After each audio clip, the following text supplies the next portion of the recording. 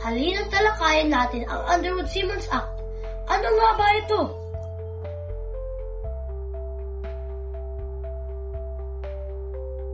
The act was sponsored by Representative Oscar Underwood. Noong Oktubre 13 ng taong 1913, ipinasa ng Kongreso ng Estados Unidos ang Revenue Act 1913 o kilala rin bilang Underwood-Simmons Act.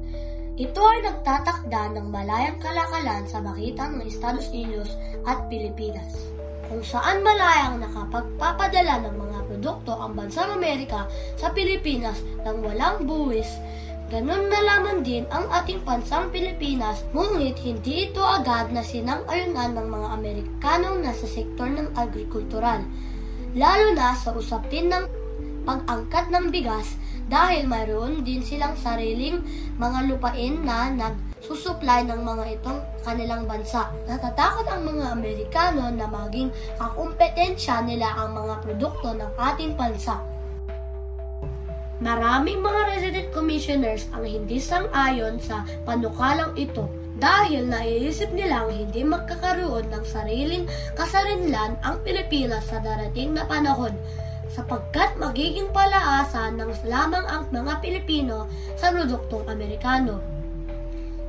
Bilang bahagi nito taong 1909 sa kabila ng pagkontra ng mga resident commissioners na sila Pablo Ocampo at Benito Legarda.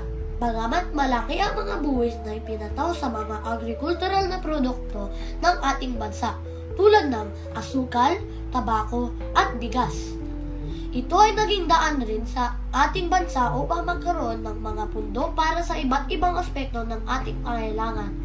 Naging daan ng malayang kalakalan nila ito upang magkaroon ng mas marami pang pampublikong paralan at pagre-restura ng mga daan.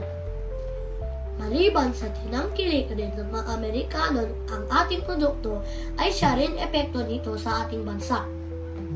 Di kalaunan ay mas tumami na nga ang mga produkto na ating mapasa hanggang ngayon ay ginagamit na mula pa sa Amerika tulad ng kape, shampoo at mga dilatang produkto. Ikaw, anong gamit ninyo sa bahay ang sa tingin mo ay mula sa Amerika?